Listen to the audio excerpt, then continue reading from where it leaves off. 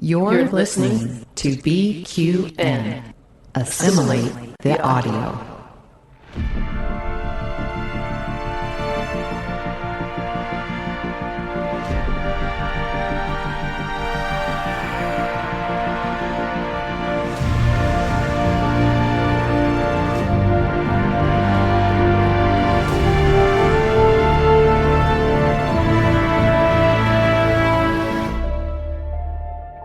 Good morning, I'm Chrissie De Clerck-Szilagyi.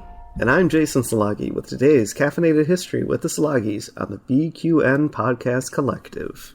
Before we jump into our topic for the day, we'd like to take a moment to thank our BQN Patreon patrons who make our show possible. Listeners, we would love to add your name to this list, and we can do that with your monthly subscription of just $10 at patreon.com/BQN. And with a monthly Patreon subscription of $5 or more, you can join our Meetings of the Hive Mind on the second Saturday of each month. Watch your Patreon messages for details. Today's topic is the Children's Blizzard. The morning of 12th January 1888 dawned surprisingly warm on the Great Plains of North America. Warm is a relative term here, as the few days prior had been very cold. For example, Omaha, Nebraska's temperature on the 11th of January was 6 below Fahrenheit, and that is 21 below Celsius. And this gave way to highs in the 20s Fahrenheit, which is around -2 Celsius. Relief from the frigid temperatures seemed the perfect opportunity for many homesteaders to get outdoor work done they'd been putting off. Children went to school without the heavy coats they would normally wear, and looked forward to recess in the sunshine. But the weather changed quickly. A blizzard had formed in the Rockies overnight and rushed across the plains, catching the entire area unawares. The nascent National Weather Service did see the storm coming, but political motivation to downplay potentially dangerous weather combined with an inability to quickly inform people who live miles from their nearest neighbor. Another factor few, if any, considered at the time was the effect of the eruption of Krakatoa a few years before. This had blanketed the planet in volcanic dust, causing the average temperatures to drop about 2 degrees Celsius around the globe. The effects of this had mostly dissipated by the beginning of 1888, making this the last gasp of the volcanic weather hiccup. It cannot be said that the people living on the American prairie, stretching from the foothills of the Rockies to the Mississippi River, were not familiar with the vagaries of winter. Even new homesteaders knew the signs of an oncoming storm. But this blizzard came without its usual warning of a bruised green sky and a looming mass of clouds hanging in the west. It also came at a time it shouldn't have, right on the heels of another large storm. Usually there was at least a day and a half between blizzards.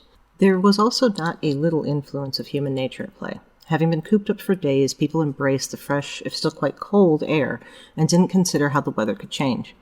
And if all of this wasn't enough, the storm began in the Dakotas in mid-morning and hit eastern Nebraska, Minnesota, and Iowa in the late afternoon. And so it was this strange convergence of circumstances that culminated in one of the deadliest winter storms in the history of the United States. How people fared in the storm greatly depended upon their location. People who were indoors when it hit generally survived, as long as they didn't leave and had enough fuel to keep warm. Those who were out tending to livestock and dealing with other outdoor chores were caught out. Even those close to home found themselves unable to get there because the powdery snow and fierce winds made visibility nearly zero. There are many reports of people who died steps from their front doors, and others who were lost out on the prairie because they walked past the house without knowing it. One thing homesteaders who had lived through previous such blizzards did was run ropes between their home and barns and sheds, giving them a literal guideline in conditions where they could not see even a few feet in front of them. People were also caught on trains traveling through the area, and many of them died because the trains were not insulated and did not have the means to keep passengers warm. It is called the Children's Blizzard because so many of those who died were children trying to get home from school. Teachers had two choices when they discovered a blizzard was coming: let the children go home or keep the children there to wait it out. If they were in a town or very near the children's homes, teachers were recommended to have the children leave as soon as they saw that a blizzard was imminent. If they were far away, they were to keep them there. But the schools didn't always have enough fuel in the form of coal and or wood to keep the place warm, and they often didn't have food beyond what the children and the teacher had brought with them for lunch. In this case, they would have all been better to stay at school. The storm hit with no warning. Usually one could see a buildup of clouds that gave at least a few minutes in which one could rush home, and the front of the storm usually was not quite as blinding and frigid, allowing even a little more time. Most of those who stayed at school survived. Cold, hungry, certainly, but alive. Many of those who left died, but some did manage to find shelter in which to stay warm. One teacher risked the trip to her nearby home, where there was sufficient food and fuel for her class of 13. They tied a rope around themselves so as not to lose each other and got to her home and survived. The storm was a short one, ending early the next morning, but it was devastating.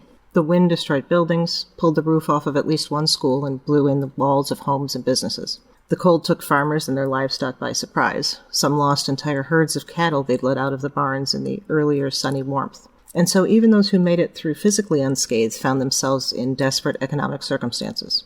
The overall human death toll is difficult to pin down. Estimates are as few as 250 and as many as 1,000. So many of the bodies of those killed were not found until weeks or months later, and some people were never found.